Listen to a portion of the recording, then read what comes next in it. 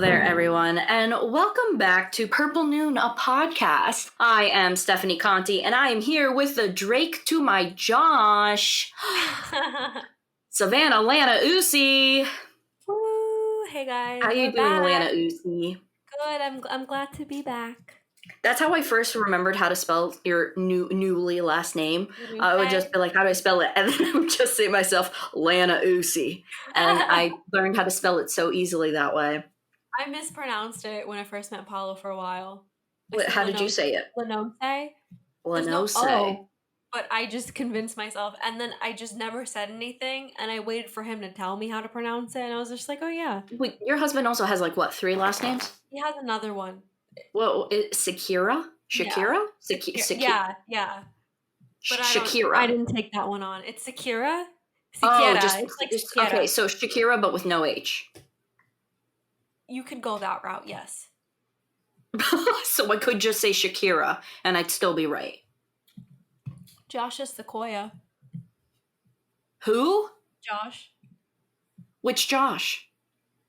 Paulo's Josh. Oh, okay. So there's different, nobody gets it right. It's okay. Gotcha. I wasn't sure. I was like, I thought you were just saying like, oh, Josh's real last name is Sequoia. I'm like, what does that have to do with anything? I didn't take that last name on. I just took one. Well, how have you been, Savanna? It's been a week, but how have you been? Good. I miss doing the podcast. I know. Damn ye schoolwork to get in the way of both of our lives. I just took on another auxiliary class, so I'm tired. But I just saw a new movie today that I absolutely fell in love with. What is it? A Meal. What is it? A Meal. The French film. Oh, I'm thinking like it's some food movie called just A Meal. Like A space M-E. Amelie. Is it Amelie or Emile? I thought it was Amelie. Maybe I'm saying it like an American person. Like you're saying it like the name Emile Hirsch. So I thought it was Amelie. It's with an E, so I just said Emile. But it has the accent on the E. Okay, well. Amelie. I could still be wrong. Someone's probably like, right. no, Stephanie. I watched the whole movie and they probably said it like that and I just didn't notice. And I was just like, Emile. I saw a few clips from it when I was in a film class once. But what did you, and I've heard so many good things about it, but you really enjoyed it? I'm so ashamed. I took French and I just said Emile, but I didn't even know you took French. I would have never guessed. Yeah, I forgot all of it, as you can tell, but I loved it. It was very different. It was very colorful. Yeah. Especially like it's just such a well filmed movie. So well filmed. It's one of the first movies I enjoyed in a while. What about you? What have you been doing? I kind of had a weird day. I ordered clothes from H&M. I ordered women's shirts, some undies, some unmentionables, and I received in the mail toddler boys' clothes from ages 2 to 4 years old. But how did that happen? I don't know. At first I saw one shirt and I'm like, because it looked similar to another shirt I was looking at. Like it was in the same area. I was like, oh, I think they sent me the wrong shirt. But then I pulled out a bright green dinosaur shirt. And I'm like, this is where we're wrong. And I just kept looking and looking. I got a 4-year-old Spider-Man costume. I got little shorts. And this is not oh, maybe they're just so tiny. You think it's kids' clothes? No, they say from ages 2 to 4 on it. And plus I'm tall. And I'm definitely nowhere near in that range. I'm not one of those girls that can put on a toddler small and wear it as a crop top. But a toddler small. There's people who are tiny enough who can do that. But for me, in my proportions, I would be arrested for public indecency if I were to go out and try that. But yeah, so I was just very defeated at the fact that it was okay, Google notifications, please stop. Oh, no, I turned on my, stop Google. Google, stop. Okay. Stop. Oh my God. This is my day. This has been my day today. Stop. Okay, thank you. That's literally been in my day. So it started with that, and then everything else just kind of went, downhill from there. Like, it wasn't like anything majorly bad happened, but it was just the little things didn't go my way. And I was just like, okay, I see. So now I gotta figure out, like, I gotta call H&M and I gotta be like, I don't know how you guys did this, because my return, like my label and the receipt were correct. That's weird. But somehow I still have 7 little boy items, like little toddler, little shirts and things like that. And I was like, and I FaceTime my boyfriend. I'm like, babe, look what happened. And he was like, is there something you want to tell me? I'm like, no, but H&M severely messed up. So hopefully, I just want my clothes, man. I just want my clothes. Yeah, definitely. That's crazy that you ended up getting children's clothes. Out of anything, you could have gotten baby clothes. Like, I could understand, like, maybe getting the wrong size of an item, or maybe like getting like I said, like maybe there was a similar shirt or anything, but it was the fact that I got the same exact number of items, just all baby boy clothes, was just very weird and was not what I was expecting. So, but at the end of the day, like, some poor little 4-year-old just got bras and underwears that he doesn't know what to do with. So, I mean, I feel like I got bad, but that boy got gypped worse. Yeah. Could you imagine, like, if it was one of those things where his mom was like, hey, honey, look, I got you a birthday present. He's open it up, and it's just, my ripped jean shorts, some briefs, some things like that. That would be a crappy birthday party, that's for sure. I would hope the mom would look in it before she gave it to the kid. That'd be really sad. Yeah, that would be. I mean, definitely a lot more worse for the kid than for me at this point, but I'm still pretty upset that I just got boy clothes. Now you got gypped. I'm sorry. So before we get into the review, 2 things. Our first announcement is, because we are in these accelerated courses, sadly, we are dwindling down our schedule to 1 episode per week that will be available on Sundays at noon. Now, in between that time, we do plan on creating more open discussions on both Twitter and Instagram. And just posting overall more between there, because it's easier. I think it would be a lot nicer for us to kind of like start this conversation first that leads up to the recording of the podcast. Especially since, recording a podcast and everything, it does take a lot of our time, because not only is there the recording aspect, but the editing, things like that. And with these accelerated courses, it's just not easy for us to do as of right now. It might change, it might not, because we both will be in school in the fall as well. But other than that, we're still going to be posting. We're still going to be doing our thing. And in other news, so we do not have a sponsorship yet. And so for anyone who's listening who could make that happen, come on, we're ready. But until then, we do have an affiliate link with a product that me and Savanna both use. I've used it for a little bit, almost a year now, and I liked it so much. And my boyfriend actually got it for you as, like, I want to say a Christmas gift, right? Yeah, it was my Christmas gift. So the item we're talking about is called Invisaware. It is wearable. I guess you could say, like, I don't want to say like not a hotspot. What do they call it? There's a specific term for it. Not a hotspot, and I don't want to say tracking. Emergency button? What's the name? Panic button. Panic button. That is the name I'm thinking of. Yeah. So essentially what it is, it's a panic button designed to be jewelry. Now me and Savanna, we're some young ladies, and the world can be scary out there. So I have mine as a necklace version, and she has it as a keychain. And what happens is, if we were to come in any contact or anything dangerous, whether it be a car accident, whether it be like we feel someone's following us, the button, so this little charm has a button on it that when you press, it not only like creates a distraction on your phone, but if you don't answer the phone call that happens on your phone, it sends calls and text messages to people in your contacts. And you can also set it up to call people, to actually call the police and send them your information as well as your GPS location. Yeah. I do highly recommend it. I have been fortunate enough, and Savanna too. Well, Savanna accidentally pressed it one day, so that was fun. Sorry. But It's in at the an airport. at an airport, no less. But I highly recommend it, especially for someone like it gives not only me feel more comfort when I go out, even just doing daily activities and such. Um, but I know, so I gave my boyfriend gave it to Savannah when because she moves. She goes from in and out from Florida to Puerto Rico, so getting used to a new environment and stuff like that, I thought would have been we thought would have been a really good gift for her. So we do have a little percentage off. I believe it is 15% off the website.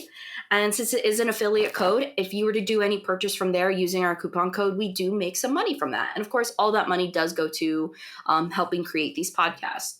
So that will be all linked below, but the affiliate code is Invisaware-Purple Noon. And so you can find all the info about Invisaware and where to buy, blah, blah, blah, on Invisaware.com. Do you have anything to say about Invisaware before we get into the nitty gritty? Ladies, be safe out there. There's some creeps. And honestly, like, I've actually heard a lot that it's a great alternative to getting a weapon. I have a taser and pepper spray, and although those things do keep me safe, I kind of see them as like temporary solutions to the problem. Yeah. Because what do you do after, God forbid, you use that? This device kind of lets everybody know in your contact list if you're in danger. Therefore, they could call the police and everyone kind of knows where you're at, or the police will be automatically called. So you kind of eliminate a step from your, that process. And And it's not just like, it's also like if you get into a car accident or if you're somewhere where you're stuck in the middle of nowhere and you don't have any service, it can still bypass that since it uses kind of like the same way how when you don't have service, it'll bypass it and try to get to call 911. It does the same thing too. yeah. So it's very useful, I think, and they also make it for styles of both men and women as well. And they come as keychains, necklaces, and bracelets. But yeah, and so even when Savannah had that little incident at the airport, like immediately I got a notification. It was like Savannah has activated her emergency, blah blah blah. Here is her coordinates, and then I looked. I was like, "Where's OIA?" And then I realized I was like, "She's probably like she accidentally recorded it because I knew you were taking a flight Yeah, that I morning." accidentally hit it when I put it through security. So I didn't text But anything it back. But worked. it works. We can tell you from experience, it works. It works. So it's But yeah, definitely worth it. I would take a look into it, especially our ladies who listen. for sure, Z's. So Savannah, why don't you introduce 12 Years a Slave to us?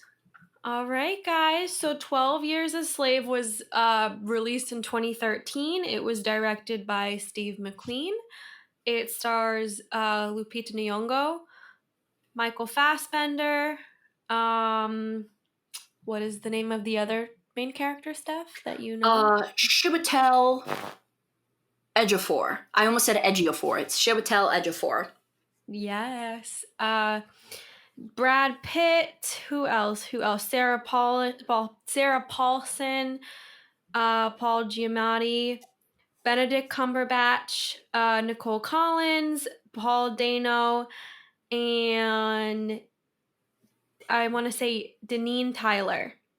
And the plot is in antebellum United States, Solomon Northman, a free black man from upstate New York, is abducted and sold into slavery for 12 years.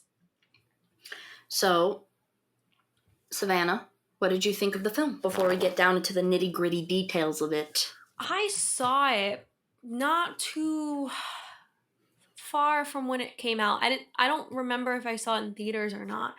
But what a powerful movie. I don't know about you, but there's not a lot of movies like that out there that tells and I think that credits to the director. It's such a raw story. Well, and this was originally our ending to Steve McQueen week. And just from what we saw in a movie like Hunger, if anything, this director dabbles in intense things. So Yeah. he directed the one about Bobby Sands' hunger with Bobby Sands, and starvation, and the topic of the IRA and in Ireland prisons and stuff like that. And then here he comes in again with this powerhouse of a film. It's unlike a film we've seen. It's definitely unlike a film in this genre that we've seen before. Yeah. Um yeah, I think the best way you could talk about it, it's a very raw movie, and with this topic, it would be, I think, in my opinion, distasteful to make it less graphic. So I was very happy that he showed the brutality of what was going on. And I think that's what makes the film so great. Mm-hmm. And obviously the performances as well. But no, this is Steve McQueen as of right now at his best.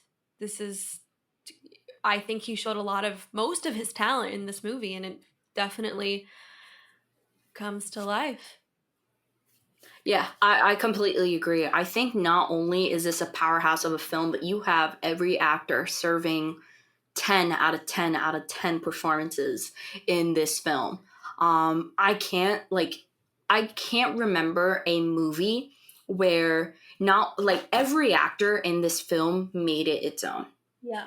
Every actor contributed a part, and despite it shifting from so many different characters, each of them contributed something incredibly substantial. um, and I really enjoyed it. And if you haven't seen this movie, I highly recommended it. I personally rented it off of Prime. I highly, highly, highly recommend it and watching it. It does become a tough watch, Yeah. especially towards the end of the film.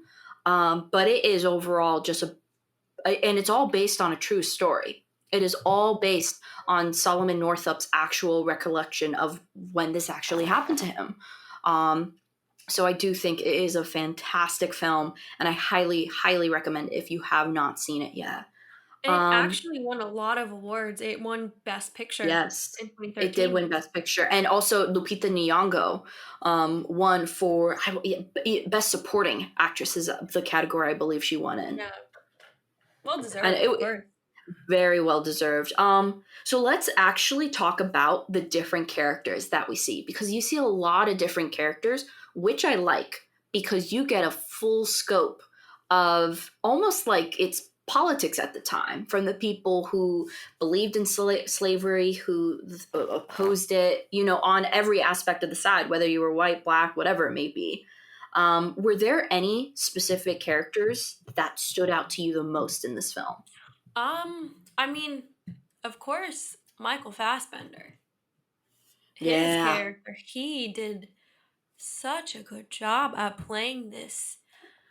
I obviously all everyone that owned slaves was not a good person. I just want to put that out there. I don't want to hear there's nice slave owners. No, there's no such thing as that. Everybody, in my opinion, that owned slaves at the time were not Yeah, I mean moral that's kind of like people. saying in today's modern terms, that's like kind of having like an abusive husband or an abusive spouse, and they're like, oh, but they're nice. They donate to charity. It's like, yeah, but they're still crap. But So I definitely agree with his. He was a friggin' powerhouse, no doubt. he was I don't want to say like a psychopath almost, like a very like a scary person, and he did such a good job at committing to that.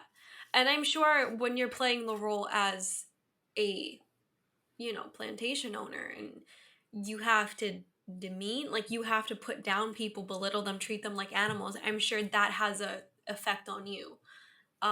So I thought he did an amazing job.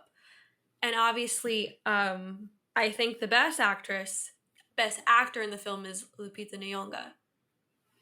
Oh my God, there's this one scene with the soap Yeah. where because she's known, like her character is known for picking them like 500 pounds of cotton a day. And so when she is called over to hang out at another plantation, she brings home little soaps for her to, bathe herself and clean herself with, because she doesn't get soaps from Fassbender's character.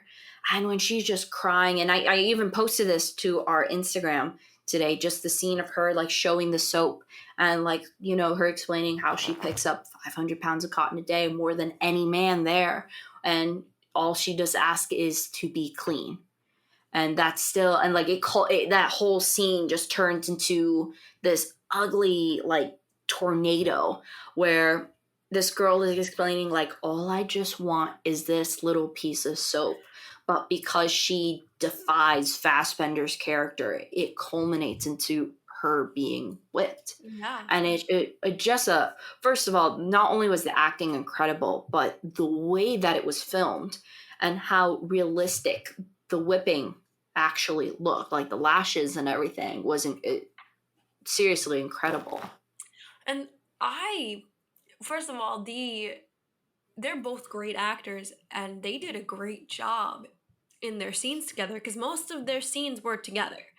Um, and that sort of relationship they had, it was like disgusting and terrifying. And they did a good job at sort of portraying that, because she was just trying to survive this man that had a very weird fascination with her. Very strange, Yeah, very abusive, very like obsessive almost, in a it was way. almost like she was something completely in his eyes. I like almost like something kind of like almost like godly in a way where it was wanting to be obtained, but you could never obtain it. But obviously for a more sinister reason, you know, for her, for in this case, it was because of racist views and because obviously this, and what shocked me the most is when Fassbender's character, when his wife, who played by Sarah Paulson, who was utterly terrifying in this film, when she was like, "Oh, I know you want her. I know you want Lupita Nyong'o's character," and he just looks at her and he was like, "I'd get rid of you before I'd get rid of her."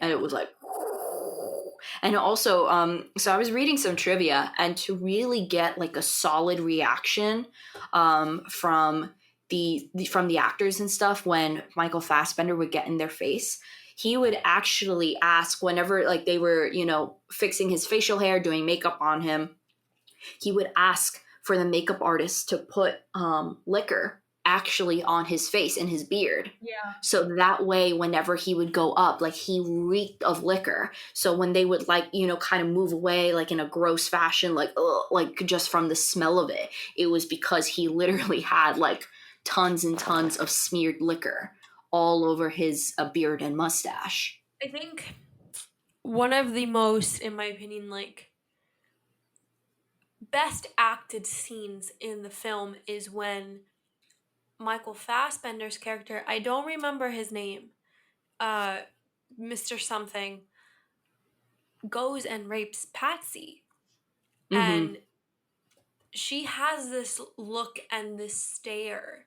And it's a very long, uncomfortable scene. It's like a 3 minute, 4 minute scene where you're just watching this. By the way, his name was Mr. Epps. Epps, okay. Because I remember there was another slave owner, and I don't remember his name. Mm-hmm. Mike Benedict Cumberbatch's character, but she has this stare during the whole process of it, and I thought it was very, very just well acted, because you could tell she's like sort of dissociating. And I think Yeah. as an actor, that's very hard to portray, because you're not talking, she wasn't even moving, her eyes barely moved, and yet you could tell like she was dissociating in the process of this. So, Yeah, I've always believed the best acting is not done in the grand gestures. It's not done in the screams, and it's not done in the, you know, although they, you know, you can have brilliant scenes done in that fashion. But I always think you can tell an actor when they are like so skillful is when you can see it in the subtleties, like whether it be like the motion of a hand, or it would be like the motion in their eye, or whatever they wanted to convey, the quiver of their lip, just small little subtle details that just kind of come together. That is what I always believed. Like if you can see those little bits, that's how you know like that the actor or actress you're looking at is top of the line. yeah, yeah. And unfortunately, at the end of the movie, we don't know what happens to Patsy. I think it's safe to assume that she does stay there for Hmm. a long time. Um, so we haven't talked about Solomon yet.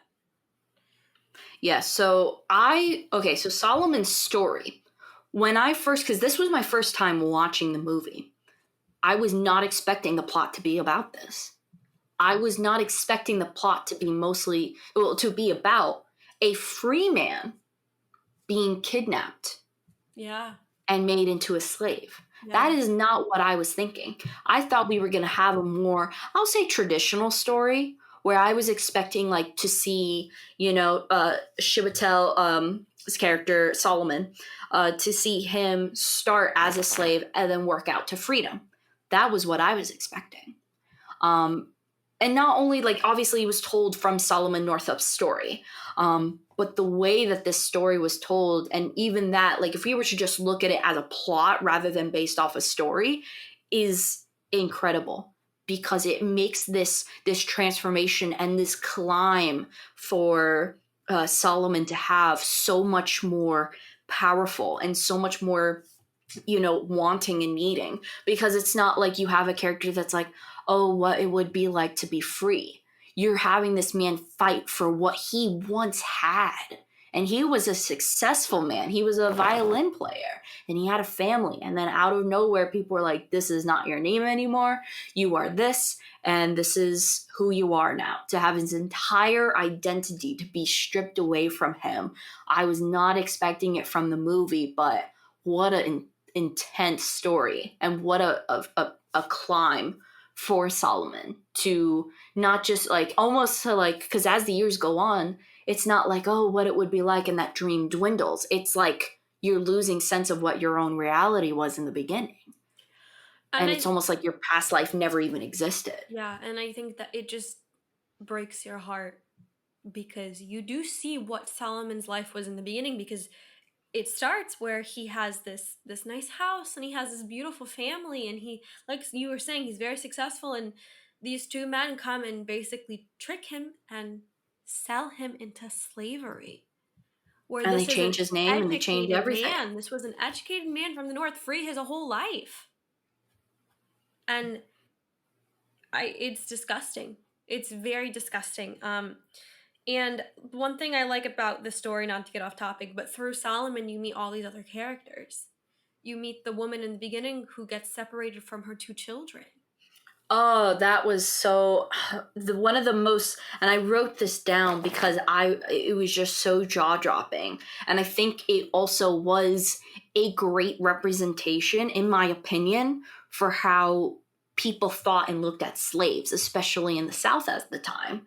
Um, it was almost like, in some cases, obviously, you had Mr. Epps, who looked at them like property. And even at one point, he's like, these are my property. Yeah.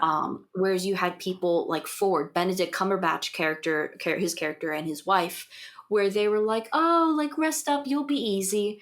And then when the woman is crying and he's like, "Oh, her children, she was separated from her children," and the wife just goes, "Oh, don't worry, your children will soon be forgotten."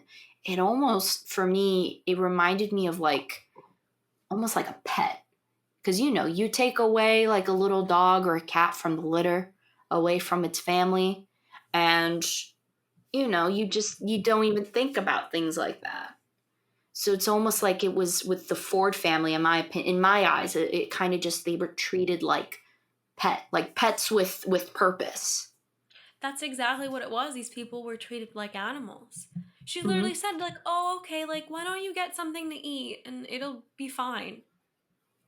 And it's like, Meanwhile, this oh, woman was a wow. mother herself. This Yeah. woman was a mother herself, and this woman is crying because her children are separated from her young children. And there's even a point where, um, you know, Benedict Cumberbatch tries to bargain for the kids, and this guy doesn't want to shell out, and Ford doesn't want to shell out the money for both And kids. it's very disgusting and disturbing, I find, because one of her children were half white.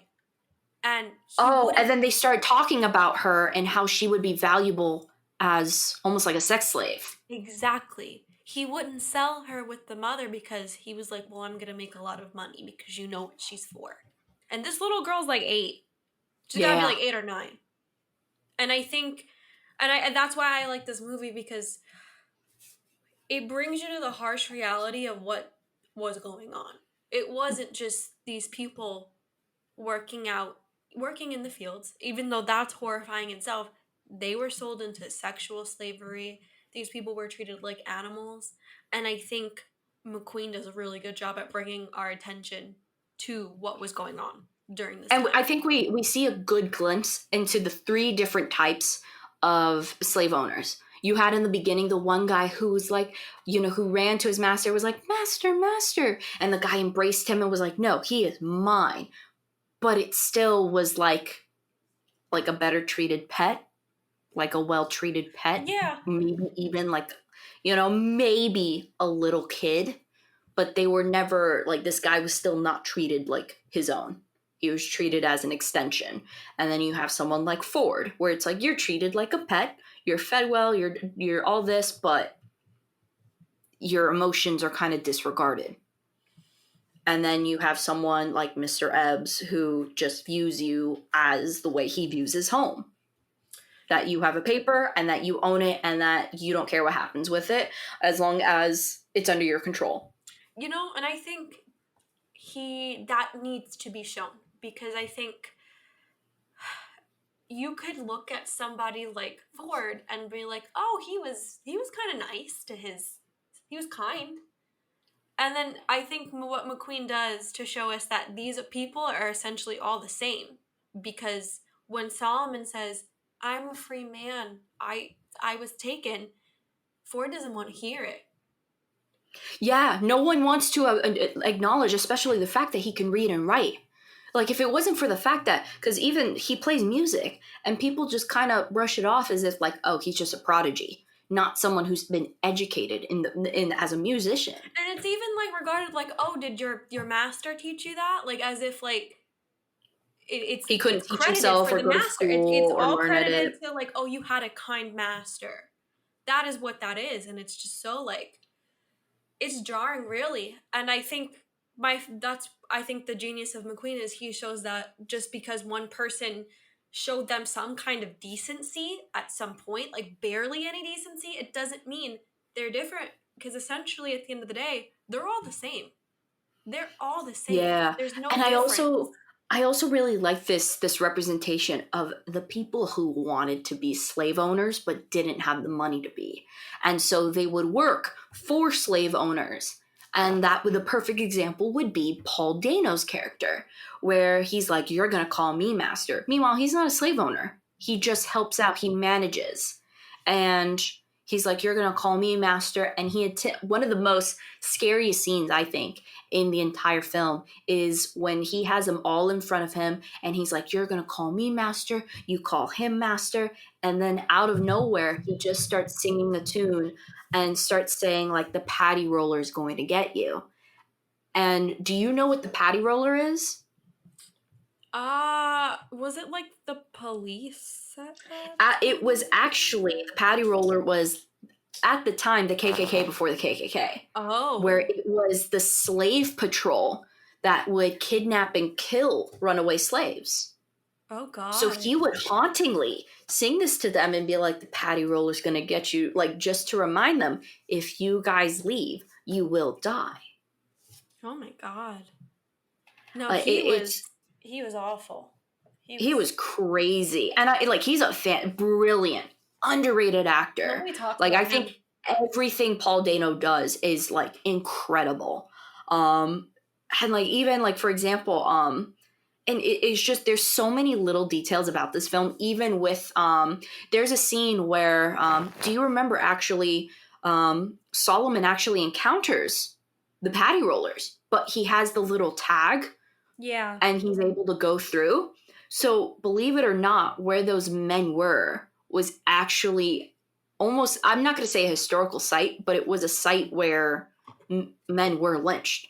And that whole area was a burial ground for lynched black men. That's so eerie. Yeah. So, and they actually filmed this in New Orleans. They filmed this, I believe, because New Orleans has a huge plantation. It might have Oh, not have been and exactly New Orleans, but it could have been like near the area. that makes sense. They Um, got a bad history with that.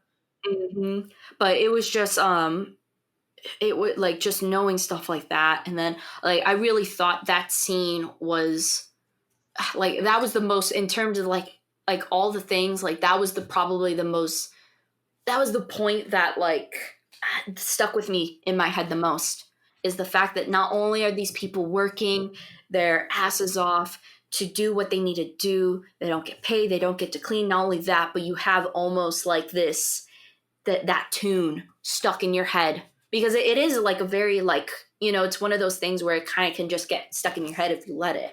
And so I can't imagine them while they're working, while they're doing all this, they're just hearing that song sung where it's like, yeah, you keep being good, and if not, you're gonna die, you're gonna be lynched. um just so eerie, so eerie. I think I was very impressed with the actor that plays Solomon Northup because you can tell this this character is from the moment he gets trapped into slavery, it's about survival. And he learns very quickly, in my opinion, that he has to survive. With the encounter with Paul Dano, he does beat Paul Dano's character up at some point and is almost killed because of And it. I love how Solomon never really gives up who he was. Like Yes. he still at any moment tries to prove that he is as of almost the same caliber as these men who are abusing him. He's like, I am a free man. In this state, I am as equivalent as you are. And he keeps defending and defending and defending that, and no one believes him. But and like even like how you said, where even when he knows how to obviously read and write, which was unheard of for slaves in the South at the time, unless they found out from their master. It was like the fact that he was like, no, I did this on my own was just like a slap in the face to them. Yes. Just so crazy. But I love this. And even when faced with someone who was singing to you the patty roller, all that stuff, he still stands up to him. And he's still like, no, I am listening to you. I know what I'm doing, because that was at the point where he was like building like a little shack, I think. And he was like, Yes. make sure those boards are flush. And he's Well, like, they are. yeah, and I think the reason Paul Dano's character even goes after him is because he realizes he's smart. Yeah. And he kind of upstages him at some point and was like, because he had a very good job. He did something, he built something for his for Ford, and he was explaining, he's like, no, I've done this before. I've had men work under me. And he sort of outshines Paul Dano and has a target on his back, and that leads to the part where Ford goes, you are very exceptional, but nothing is going to come out of it but bad news for you. And it's just jarring again. Like, this is a smart, very educated, can read, is building stuff on his own, is telling you, yeah, I've had men work under you. And they see that and they tell them nothing good is going to come out of that. And for the most part, nothing did, unfortunately. Yeah. He was punished It for it a lot.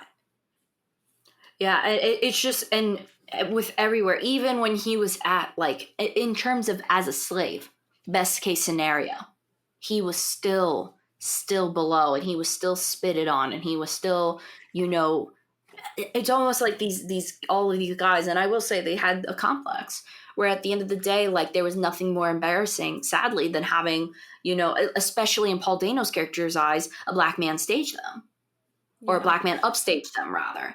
And it became like, it's almost like the saying, like it's almost like a really really really twisted version of like when today they like, you have uh guys telling other guys like, you hit like a girl, but at that time it was like, oh, you've been outsmarted by a black man. And that, like, for them must have come with so much shame and everything like that. But it's still like, it's just so crazy, and you can see the hatred that was in Paul Dano's character, to the point where Solomon had to leave because of it, because Ford says, I cannot protect you. Yeah. And even when he's like, I am different, and Ford is just like, it doesn't matter at this point. Like, at this point in time, you being different, you being free does not matter. It's just very, like I said, it's jarring. One thing I did want to bring up, and I think is very important but subtle to the plot, is all the slave owners were, quote unquote, good Christian Southern men. And you see them Yeah. reading the Bible to their slaves and quoting the Bible. And I'm Christian, so I'm not trying to, nothing against obviously, my faith, but the hypocrisy is just another element to the character. And I love that Steve McQueen did that, because Ford was reading the Bible out loud to his slaves. And then Epps was like, oh, the Bible says that a man has something about his property. These were people using God to Yeah. justify them abusing other human beings. Yeah, and especially, in drunken Epps' case, it made him God over these Yeah, people. yeah, yeah. So Ford at least Ford was one of those people where I think he was not a bad person, but because of his lifestyle, he chose to have a blind eye. I think he was smart enough, whereas someone as like Ebbs was just way too far off, had some type of either, mental issue, anger issue, whatever it may be, just to be, and obviously the alcohol does not help. Because Lupita Nyong'o's character always said like you are intoxicated, and even his wife would be like you're drunk, blah blah blah. But had some sort Definitely. of like it's just Unfortunately, I, that was Southern culture too. We have to say that, like, if you were wealthy, you were probably owning slaves, or you were supposed to own slaves. You know what and I mean? someone did the math, and today calculating inflation. So Solomon, Northup, and Eliza were bought for $1,000 and $700. Today, that would have been $27,000 and $19,000. So these people were well off. But could These you people were imagine well how off. degraded you must feel that someone put a price on you? Oh my God, yeah. It's like Like they're you're an literally a animal? price tag. Yeah.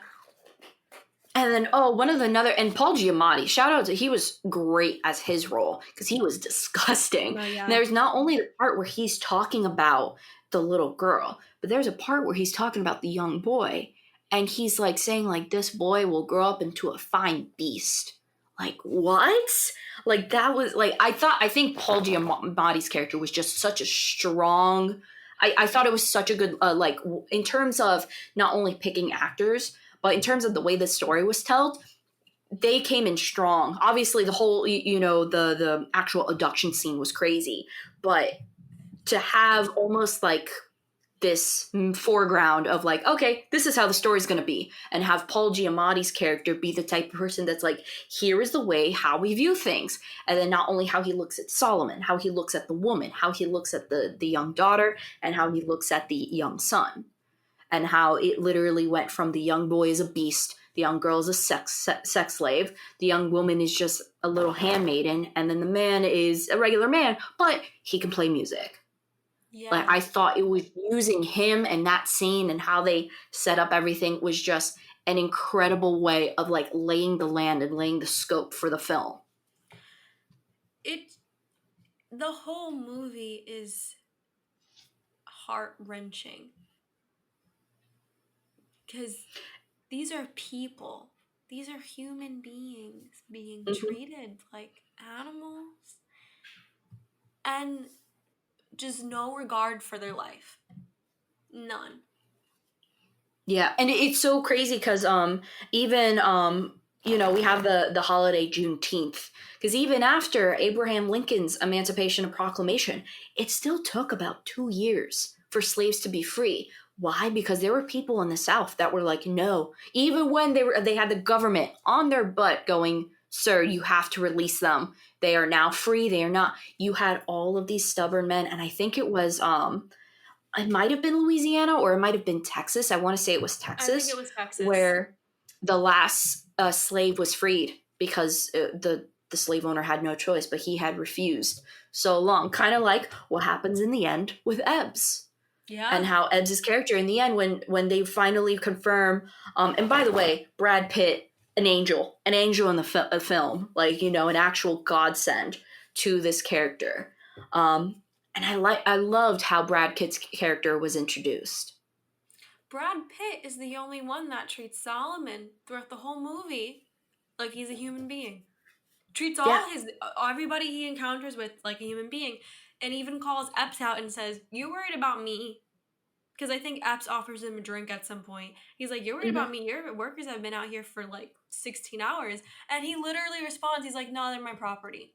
So you're a person. You're a guest." It's like, Yeah. whoa. And I like how even, you know, this man in front of, you know, all of them defends them and is like, nah, I think I don't agree with it. He's like, I think, and he, you know, here's the one guy who has good, wholesome Christian values and says, like, I believe we're all equal. Yeah. And you have Ebbs just like, ha, like, that's a lie. And then finally, Brad Pitt's character ends up being this guardian angel because when he gets alone with Solomon, Solomon tells him, like, I am different. I was freed. And I just need you to write a letter for, like, send this letter. I can write it myself to go back to New York. I don't know if I don't recall if the letter was for his wife. I think it was for It was like for a friend his of his that friend. worked in the government. It was for his friend at the beginning. Remember that one guy at the beginning where he would work with a lot? And Yes. that's the guy that went to go get him. Yes. But I think he also had a failed attempt because he asked another man who was working there because he was in debt to send out a letter. And this is where the character just his smarts definitely shine. Mm-hmm. And he gets caught. Epps wakes him up in the middle of the night. He's like, "Why is someone telling me you're trying to write a letter to escape?" And from like just like that, Solomon goes, "Well, how can I write a letter if I have no paper? If I have no pen? I don't know how to write. I don't know how to read. I don't know nobody. I'm just a slave." And he's like, if I were, and he's like, you have a white man, you know, you've made your friend into a slave for a day. He's gonna say whatever he can to get out. He does not want to be like this. And then Ebbs is like, you right, and he just kind of walks away Yeah, that's and doesn't even it. second guess anything. And then Because he's like, here's, "Oh yeah, how can a slave write?" Just takes it for face value. and then I think it's also that cockiness of like, this slave ain't smarter than me. And then he's like, you right, like, you know, like, oh yeah, but he's just trying to outsmart me, so I'm going to outsmart him before he outsmarts me. And it's like, no, you're already being outsmarted. Yeah, so I feel like when he went to Brad Pitt's character in the movie, it just shows how brave he was and Yeah. how resilient he was. Like I feel like even if it would have killed him, he would not have given up the fact that he was a free man. So Yeah. and it pays off. And then just the whole ending, because not only did you have that gut-wrenching scene where Lupita Nyong'o is just being lashed and being and you know, all that stuff, and it was almost like it was just one of the weirdest things to me was that at first Ebbs couldn't whip Lupita's Patty. That's her character's name, right? Patsy. Yeah. He couldn't whip Patsy, and so he gave it to the whip to Solomon. And she was like, "I'd rather you do it, Solomon." And he just starts whipping her, and then when he does not have the heart to continue anymore, out of nowhere, then Ebbs comes back again, and I think it's because he realized, like, no, like, I don't want him to do it. She's mine, type of thing. Yeah. Like, this was clearly a guy with like a spiral train of thought, yes. Not ever knowing what's going to happen, what he's going to do, and then of course with his wife there, just watching and sithering in anger as he sees that, you know, there's a relationship between Ebbs and Patsy. Yeah. Just so crazy. And then the final moment where the carriage comes and they're like, you know, they need Solomon Northup, and they're like, confirm your identity, blah blah blah. They ask about his wife and his kids, and they're like, this man is ours, he's a part of New York, he is a freed man, and no matter what, Ebbs is like, no, he is my property. And it's like, no, do you want to deal with the police, do you want to deal with this? And they're able to take him. And just till the end, Ebbs just did not let up. Neither did Solomon. No. Solomon didn't let up either. It was a very sad and heartwarming ending because he does at the end of the movie get, reunited with his family who is all older. His daughter has a child, and you're loving it. You're like, yes, he's finally back. But this man's 12 years of his life was stolen. He didn't get to see his kids grow up. Nothing. Oh my god, and one of the moments that almost had me like bawling in tears was like the first thing he says to them, he's like, I am sorry for my absence. It's like, bro, you were kidnapped. Don't apologize for anything. You were just went through hell. Please don't apologize, sir. But reality. So there's a really sad, bitter ending to Solomon Northup's real story. After publishing his book, like I think he published it a year after he was reunited with his family. He disappeared 4 years later, and no one knows what happened to him. I mean, I think it's safe to guess that, unfortunately, like, he was also very active in helping free slaves from the South. Very, very active. Yes. So I think it's an assumption, maybe a safe assumption to say he got caught in the South. Either again. he got caught, and even, there's nowhere, they have no reports of what happened to him, what state he died in, or anything. And I don't think his family knew either. Because they have records of where his family, like where they passed away, things like that, but they don't have any record of him. And there's also been theories that because this Paul Dano's character is based on a real life character. Yeah. And there's been always been some theories that maybe Paul Dano's character found him. Yeah, that could have happened. Which is just crazy. I'm trying to think. I will say this. I think that this film is immaculately directed. I think the scenes are great. I think a movie like this, it can't have a lot of crazy directed scenes or anything because it takes away from the film. Yes. So I feel like, and what's very impressive is that Steve McQueen only used one camera to film everything, which is incredibly impressive considering a scene, like especially all the different scenes and stuff that they filmed with all the different people could easily taken 2 to 4 cameras easily just to make it more efficient and easier, but he did it with one camera, which is very impressive.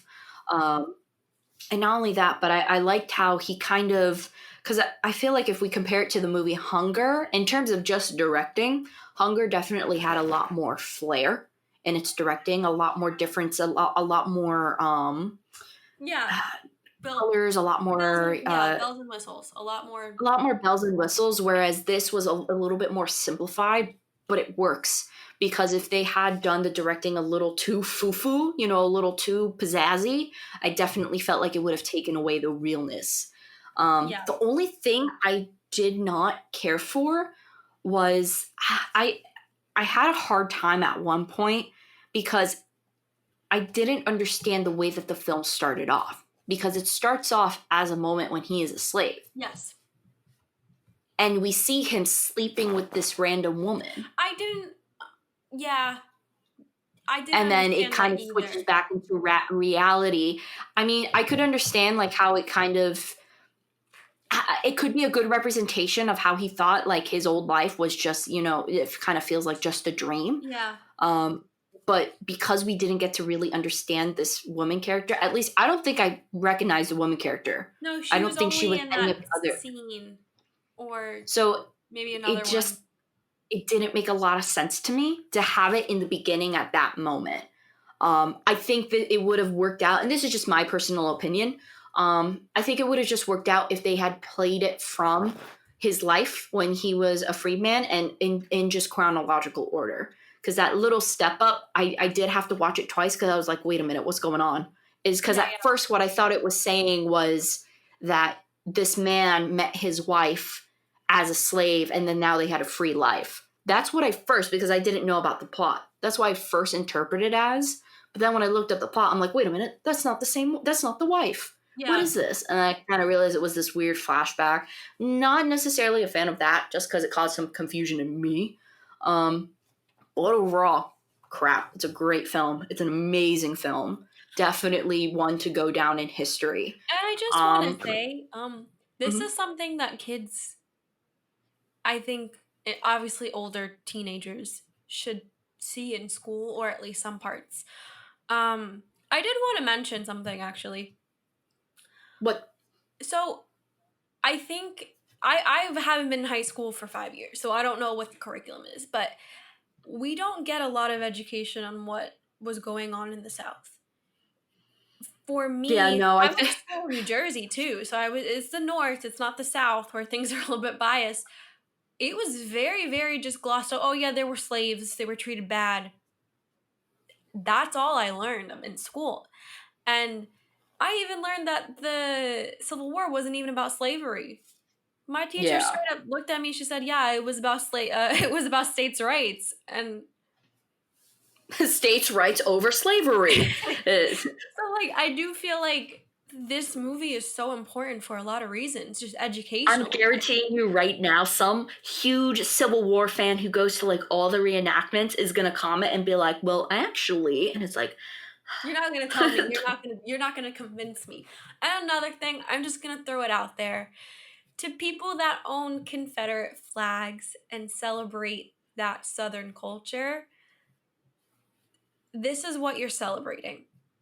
And I know some people are not, that have the flags, are not hateful people. They just don't know. And I just kind of wanted to put out there that this is what it was. This is what that flag represented. And I yeah, think I it's think it's been important. misconstrued to represent Southern pride, where it does have. I think you really have to educate yourself on the history of what it's once stood for. Just because you have someone, because I think it's also stemmed from people having this flag in their families for generation, and they're taught from a young age like, oh, this is Southern pride. This is to be proud of. This is to be this. And then once they grow up, they're told like, hey, this flag's not cool. They kind of feel like it's taking a dump on their heritage when at the end of the day they weren't educated enough to know that, hey, that wasn't exactly your heritage, this was the actual purpose of the flag and everything. And it was, I do um have a story to tell. When I first moved to Florida, like, I didn't have a lot of experiences with Confederate flags, being mhm. from Jersey. And when I first moved to Florida, I was driving, and no joke, I think two, maybe three trucks passed by me with Confederate flags, and I was so shell shocked. I've never seen that. I was like, I gotta leave. This And is it's not never safe. subtle. It's never subtle. You always have the dude in the Ford Raptor that has like two huge Confederate flags on either side of their back wheel. And then it like they have like that one sticker that's also like, don't tread on me. And it's like, oh my God, like what an eyesore. Yeah, no, you're right. I mean, now being here for a couple years, it's when someone has a Confederate flag, like, you do Yeah. know. It's not subtle. It's not like a little bumper sticker or anything. It's like a flagpole descending from their it's usually like a Ford F-150. It's always a truck. Yeah. You never see a little buggy. A little red buggy with a Confederate flag or a Confederate flag print. No, it's always a pickup truck. I'm sorry. It's always a pickup truck. But yeah, like I definitely agree with you. I think also if you want to be there's no problem with having Southern pride, or whether No, if like you're proud to be especially. a Floridian from Georgia, from Texas, Louisiana, that's awesome. Those states are great. But Yeah, but if like you're for having Florida, if you're a Floridian, like show off some oranges, like deck up your car in oranges. so many, Florida has a state flag. You could use. Yeah. But if you're using a flag literally from the Civil War that represented people that wanted to keep other human beings, it's just, Well, and also like the Confederacy lasted like 10 years, so it's like, well, that didn't work, so don't you want to retire? It's not like it still exists. That would be like if I had like the flag of the Roman Empire on my car. People be like, that's a little weird. But that stopped existing a while ago. yeah, no, I just wanted to point out because I think, like, people, some people can just be not educated and have an opinion from their family, or like something they were taught in schools that weren't necessarily correct. And I just think it's important to put out there, like, this was Southern culture at the time. Yeah, meanwhile, like at least for me, like when they taught about slavery and when they try to exemplify like how tough it is to be a black man, it was always like you gotta read Harper Lee's To Kill a Mockingbird. It's like, okay, cool, that is educational, but what else? And then you kind of skip over and then go into The Great Gatsby. And at least that was my high school experience in terms of educating. Because they would be like, February, Black History Month, here's To Kill a Mockingbird. And then that would be it for all 4 years. It's Yeah. just us talking about To Kill a Mockingbird. And it's like, come on, there's got to be more stuff. I took the last history class I took was my junior year. I was 17. And like I said, nobody talks about what was actually going on in slavery. It wasn't just the fields, and that enough is horrifying. I'm not even trying to like pass over that. That's horrifying that people Mm-hmm. have to do that day in and day out. But there was rape, there was brutal murders, there was a lot of disgusting things going on, pedophilia that we don't talk, torture. We don't talk about these things. And like, I get you can't go into graphic detail in a Mm-hmm. 10th grade history class, but I think as a society, we do need to bring to light that like this was a huge stain on our nation, and they were treated just below animals, below dogs. Dogs were treated better than them. House pets were treated better than them. So I just think as a country, we need to do better with education. Absolutely, especially in history. Because, like, for example, in terms of like even just learning about like Native Americans, we Oh, talked yeah. about it once in fourth grade. We talked about Seminoles and like local Floridian Native Americans, and that was it. Had never heard anything about Native American culture You know like what? since, I'm except glad you brought that up. I'm glad when you we talk about Thanksgiving and the Mayflower and all that crap that I've heard I'm about. glad you brought that up, actually. Not to get off topic, but Christopher Columbus Day needs to be canceled. Let's. Rename Columbus, Ohio into Flavortown, Ohio. Sign the petition. I'm linking it below. I mean, come on. Come on. What's more culturally more significant than that? I don't. That's a legit petition, by the way. That would be better. A better use. That would be better. Anything than Christopher Columbus. That also needs to Flavor. be Could you imagine? People are like, I live in sorry, I live in Flavortown, Ohio. I would be proud. I would be proud to live in Oh Flavor. man, their national condiment is a donkey sauce. That'd be so good. Like It would state be condiment. not to change subject, but I think maybe reviewing like a Native American film or a documentary, that would be great too to do on this channel. For sure, because I feel like I'm gonna be real with you. I learned more about Native Americans from the history of Marlon Brando than I did in my entire high school. They don't talk about it. Yeah, Nobody talks about what happened to them after Columbus Thanksgiving. Nobody talks yeah, about it. that's it. They're like, and they all kind of sugarcoat it. It's like they all ate happily ever after on Thanksgiving, Like and it's actually, just they kind of were like, really, really, yeah, like. really. Like I literally, because growing up, like when I was like super, because like I've said this once on my podcast, I have an affinity for men who have an affinity for Native Americans. That is just a trend that I've seen.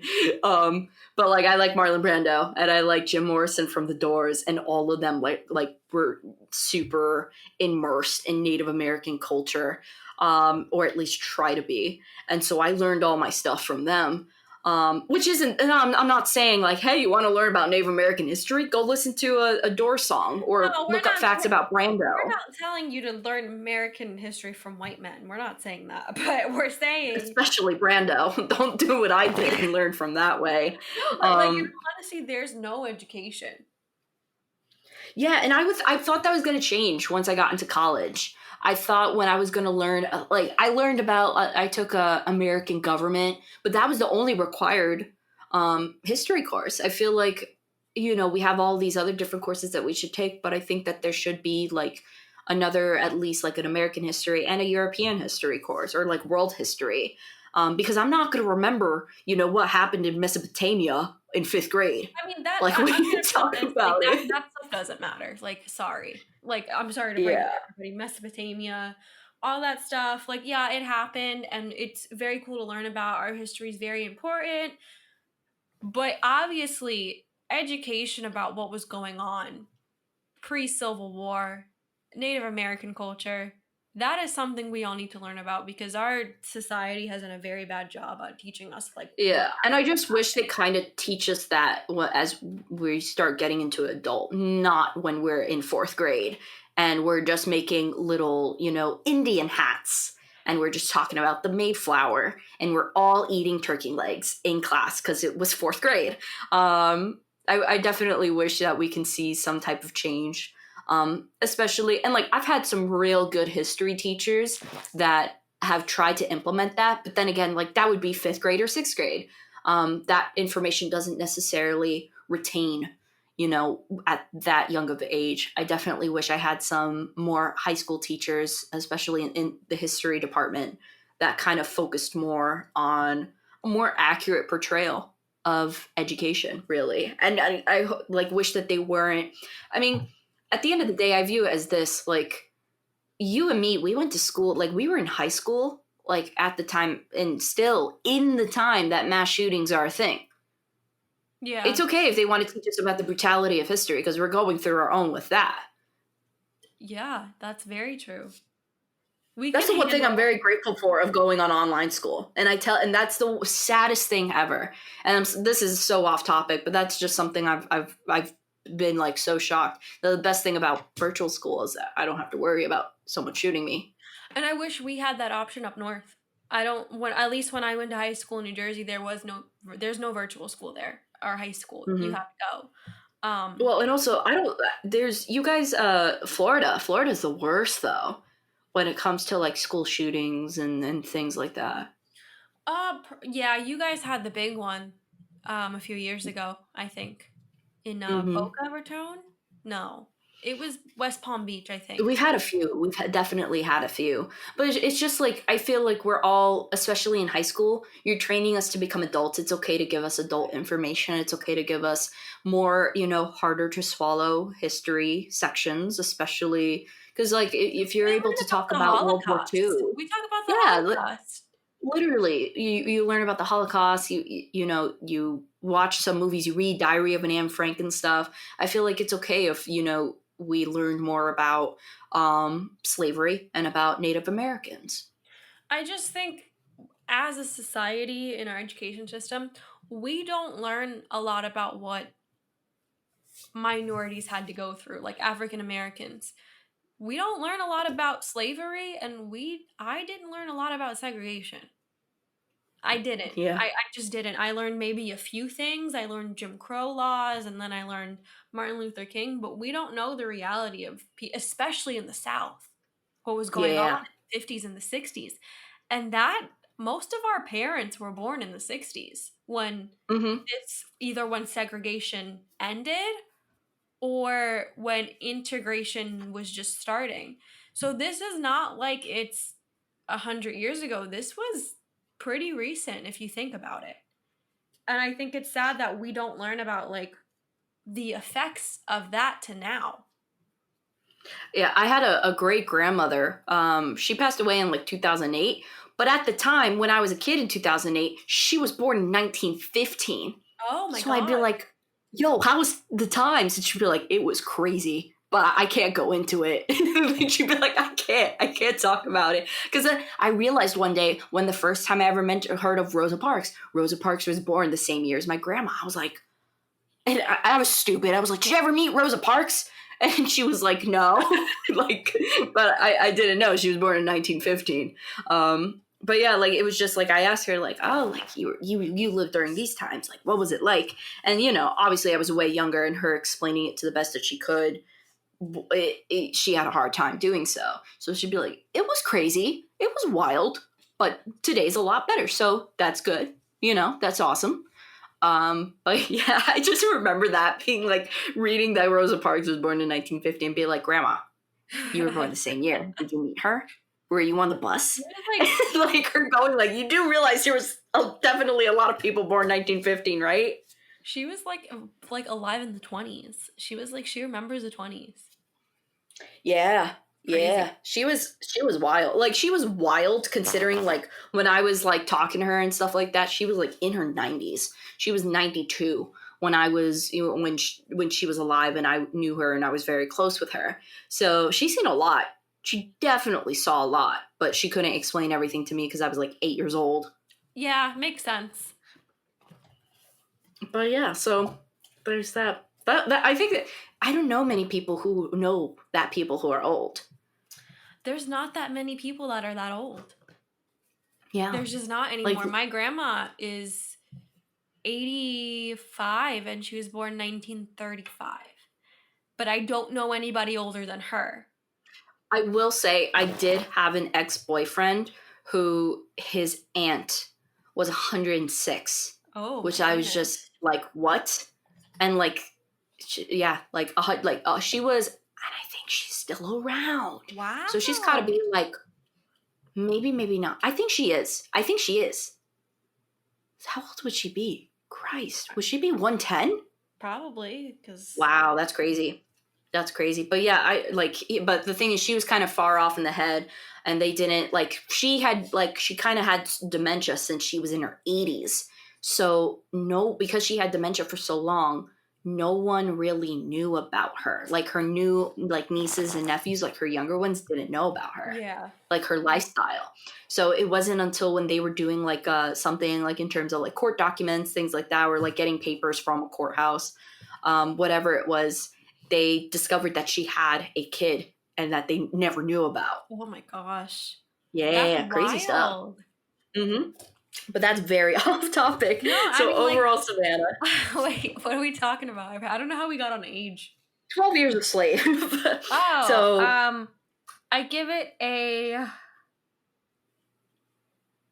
9.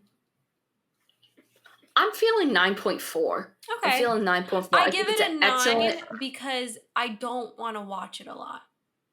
Like, it's a once That's a year fair. movie for me. I watch it once a year to refresh, to feel angry again, to, all that stuff. No, because it's a movie that makes you angry. You're just like, Yeah, it is. It is. I like that statement. I just like that statement. because I gotta feel passionate. I gotta keep the passion going.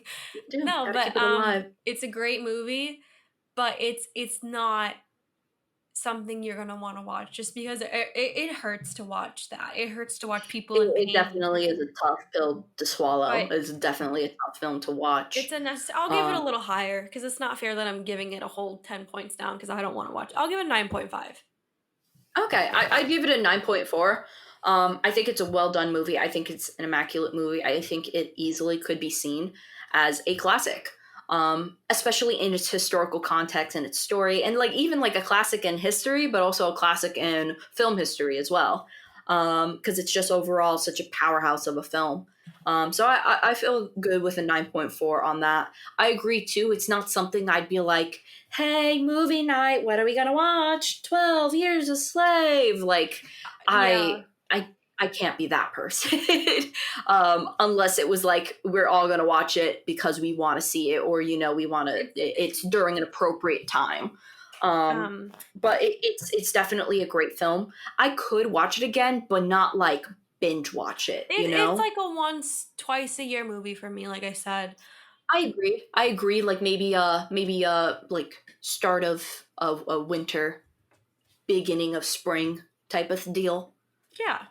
Um, Yeah, like a seasonal rotation. but again, I think more movies like this need to be made. More stories need to be told because I don't think most of us knew who Solomon Northup was. And Yeah. because of Steve McQueen, his story is brought to life and it's a very powerful story.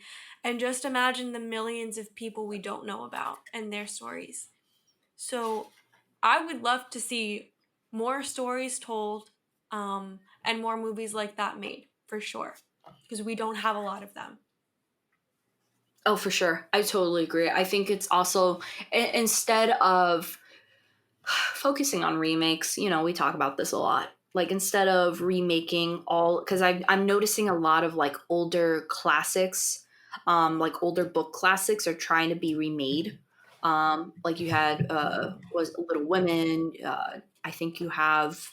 I don't know if Emma was done before, but I'm noticing that Emma trend. was done before. So I think it said if you wanted to work in that time period, find little gems, find things that people don't typically know about. Like, where's a movie about Napoleon Bonaparte? Bring that up. I don't know why. I just felt like I wanted It's so that. random. Like, we all talk about him and like how he was short, but like, I want a real movie about Napoleon Bonaparte. That's so funny. I'm just putting that out there. I'm just putting that out there for whomever can make that happen. Yeah, we should think about what movies we want to be made from historical people. Mm-hmm. And also like, or even like movies based on books from certain time periods, especially like this, because it feels like, especially now, the late 1800s is kind of like an area right now I've been seeing a lot in films as of this year. That's like a little trend I've been noticing. Yeah, and like you're saying, I'm sorry, but we don't need another remake of whatever.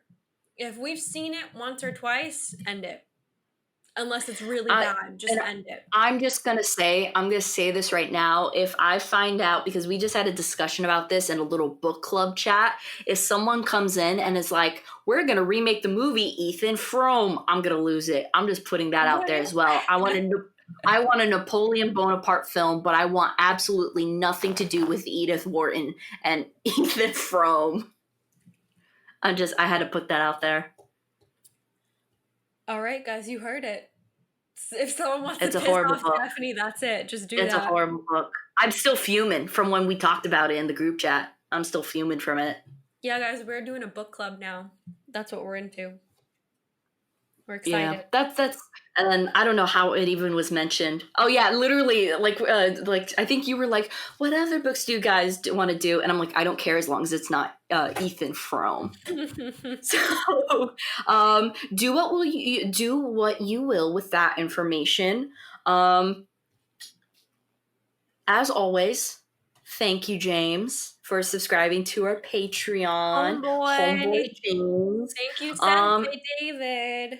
And also Sensei David. And if you're like, what? I want a cool nickname. Check out our Patreon. And you'll get, in one of the tiers, you'll get a little shout out.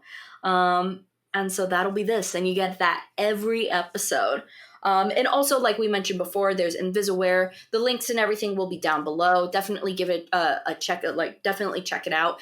And if you are, if you have any ladies in your life who think that they would feel more comfortable or something like that, with this, definitely send it to them, because I highly, highly recommend it. And it's just something I think is so great for people to just know that is out there and available. Because, people go through crazy experiences, whether it be like a robbery, car accident, whatever. And it can be super tough to recover from things like that. So definitely, even if you're not in the mood to, or if you're not in the market to buy Invisaware, definitely share it with people, because I have found a lot of comfort within it, as well as Savanna. For sure. Definitely look into it and use our code. And what are we reviewing next time, actually? What's our next film? We had a little change in the schedule because, of course, Mac Daddy Spike Lee had to come out with a new release. So the next time, and this wasn't originally planned, like I totally forgot that The Five Bloods was coming out. But next week, it will be The Five Bloods. And then after that, we are going to be resuming with, so the way the scheduling is going to be is once a week, but it'll rotate from a Criterion in alphabetical order to my pick and then Savanna's pick. So that'll be the rotation of a 3-week so Criterion, my pick, Savanna's pick. So it is The Five Bloods, which is a mutual pick, because as soon as that came out, we were like, we have to. Like, we got to. Yeah. And then after that, it'll be a Criterion pick. And I believe it is 21 days. And that's available on the Criterion channel. So those are the two films, as well as a short film called Seide, Seide, which is available on the Criterion channel as well. And yeah, so that's what you guys have to look forward to. Anything you want to say, Savanna?